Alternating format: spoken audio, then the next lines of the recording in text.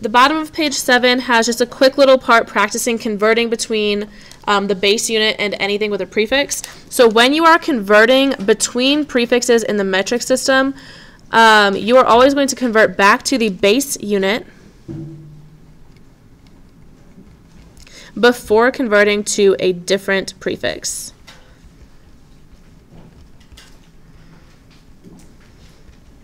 So what I mean by that is if you are converting between, let's say, milligrams and kilograms, I want you to go back to the base unit of grams before going directly to another prefix.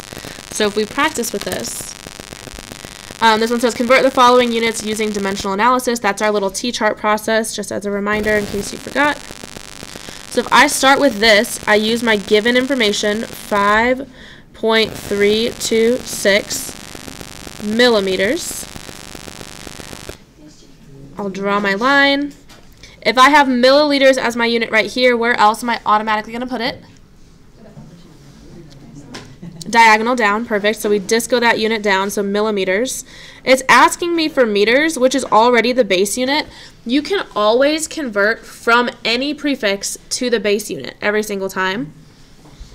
So millimeters came down here so that it will eventually cancel out, and then we're left with meters. We're not going to bring meters down because we don't want it to cancel. So the conversion factor between meters and millimeters, we just wrote it up here. So the conversion factor, again, I want you to memorize this. I won't give you these ones on a quiz or a test or anything like that. The conversion between millimeters and meters is that 1 meter is equivalent to 1,000 millimeters.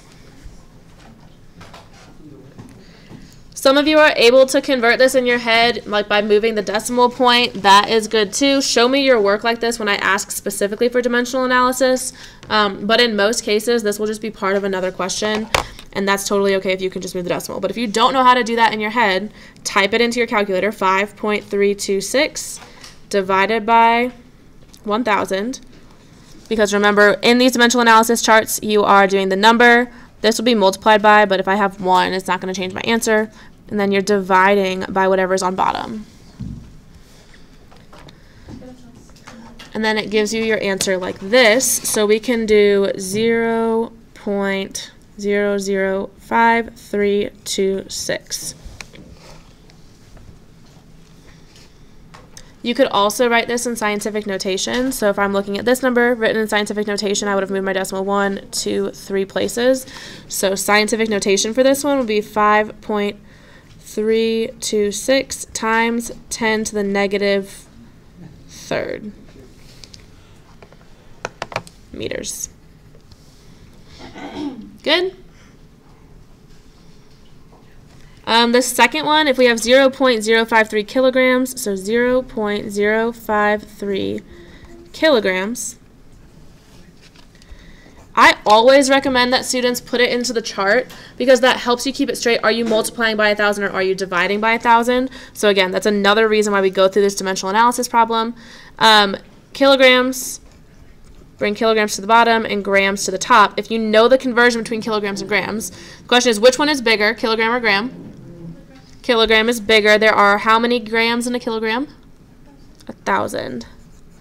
So that means that we're multiplying them since they're both on top. So 0.053 times 1,000, and that equals 53 grams. Notice also with our significant figures, if you do it correctly, you're automatically matching the same amount of sig figs as your given information. So this number right here, I have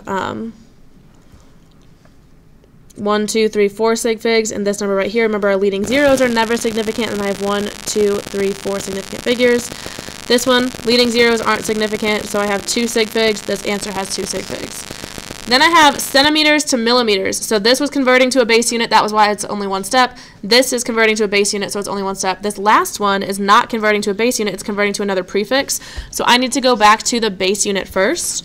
So it's going to be 1.56 centimeters. It's going to take at least one more step. Leave space, so centimeters. So from centimeters, instead of going directly from centimeters to millimeters, I'm saying that I want to see you show me that you went back to meters first. Then from meters, I'll bring meters to the bottom, and then I can go to millimeters. So between centimeters and meters, 1 meter equals how many centimeters? 100. And then meters is still bigger than millimeters. 1 meter is equal to 1,000 millimeters. So then when I type this in on my calculator, I get 1.56. I would multiply it by 1 technically, and then multiply by 1,000. And then I would divide by 100. Oops. I pressed the wrong button, sorry. 1.56 times 1,000, and then divided by 100.